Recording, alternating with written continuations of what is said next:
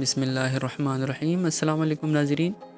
ایک لکڑہارے کے شیر کے ساتھ دوستی ہو گئی۔ لکڑہارا جب بھی جنگل میں لکڑیاں کاٹنے جاتا، شیر اس کے پاس آ جاتا اور دونوں خوب باتیں کرتے۔ لکڑہارا بھی بغیر کسی خوف کے شیر کے پاس بیٹھا رہتا، کیونکہ اسے یقین تھا کہ شیر اسے کبھی نقصان نہیں پہنچائے گا۔ ایک دن ایک آدمی نے دونوں کو پاس بیٹھے دیکھ لیا۔ وہ بہت حیران ہوا۔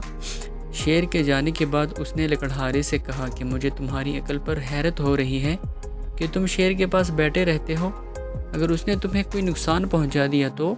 لکڑہارے نے جواب دیا کہ شیر میرا دوست ہے اور مجھے اس پر اعتماد ہے کہ وہ مجھے کبھی بھی نقصان نہیں پہنچائے گا۔ اس آدمی نے کہا کہ مان لیا تمہارا دوست ہے، لیکن یہ بھی تو دیکھو کہ وہ ایک درندہ ہے، اور تم کسی درندے پر کیسے اعتبار کر سکتے ہو؟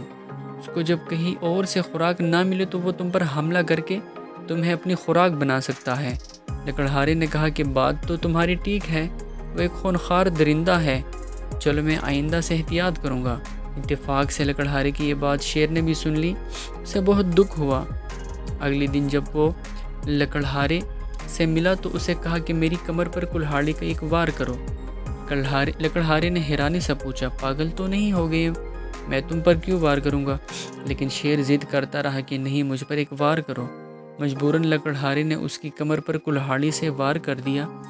شیر کو کافی گہرا زخم آیا، لیکن وہ خاموشی سے وہاں سے چلا گیا۔ اس واقعے کے بعد بھی شیر اسی طرح لکڑہارے سے ملتا رہا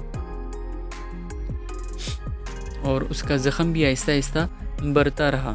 جب زخم بالکل بھر گیا اور نشان بھی ختم ہو گیا تو اس نے لکڑہارے سے کہا کہ دیکھو، تم نے اپنے کلہاڑے سے مجھے جو زخم لگایا تھا وہ بالکل بھر گیا ہے، اس کا نشان بھی باقی نہیں رہا، لیکن تم نے اس دن مجھے درندہ کہہ کر اور میری دوستی پر شک کر کے اپنی زبان سے جو زخم لگایا تھا وہ آج بھی تازہ ہے۔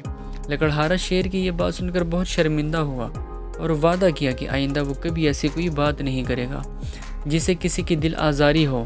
آج ہم لوگ بھی اپنا محاسبہ کرتے ہیں کہ ہم نے اپنی زبان سے کتنے لوگوں کو تکلیف پہنچائی، کتنے لوگوں کا دل دکھایا اور کتنے لوگوں کو ذلیل کیا۔